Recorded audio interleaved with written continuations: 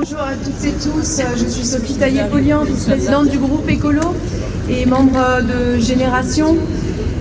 Eh bien, comme le disait fort bien Elsa, nous allons être tous et toutes mobilisés dans l'hémicycle, les 151 de cette nouvelle union populaire, écologique et sociale qui vit dans l'hémicycle, qui est présente pour contrer cette dérive absolument scandaleuse qui est en train de se passer sous nos yeux. Cette dérive petit à petit du discours qui fait un amalgame de plus en plus clair, sans plus s'excuser, entre immigration, délinquance et terrorisme. Et c'est insupportable de voir cette banalisation en permanence qui s'opère. Alors oui, nous la combattons pied à pied. Mais je crois aussi, ce qu'il faut dire, ce qu'il faut que nous disions autour de nous, c'est que dans ce pays, il y a énormément de gens qui sont aux côtés des personnes sans papier, pour les aider, pour les héberger, pour les accompagner dans le dédale administratif qui est absolument kafkaïen. Parce qu'aujourd'hui, dans notre pays, qu'est-ce qu'on fait? On empêche les gens d'avoir des papiers. Parce qu'il y a cette hypocrisie qui arrange bien un certain nombre d'employeurs que d'avoir cette main-d'œuvre qu'on peut faire travailler dans n'importe quelles conditions et à n'importe quel prix.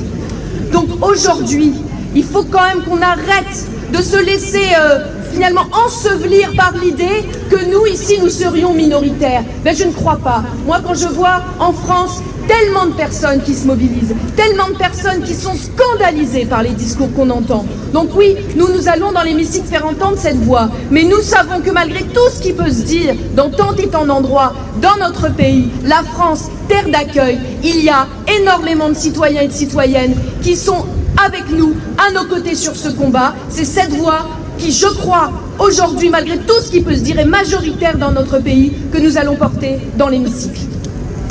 Merci Sophie.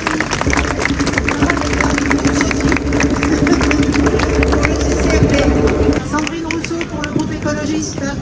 Bonjour à tous et toutes. Déjà pour commencer par vous dire merci à toutes les associations, à toutes celles et ceux qui s'engagent auprès des personnes sans papier, migrantes, parce que nous nous sommes beaucoup appuyés sur votre travail pour fournir nos arguments à l'intérieur de cette Assemblée nationale et que beaucoup de nos amendements ont été inspirés par votre travail de terrain.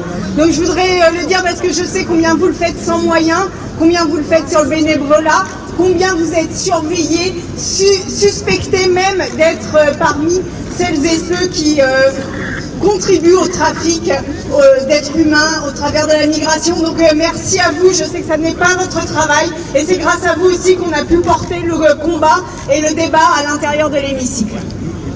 La deuxième chose, c'est que on a une loi sur l'immigration en France tous les 18 mois en moyenne.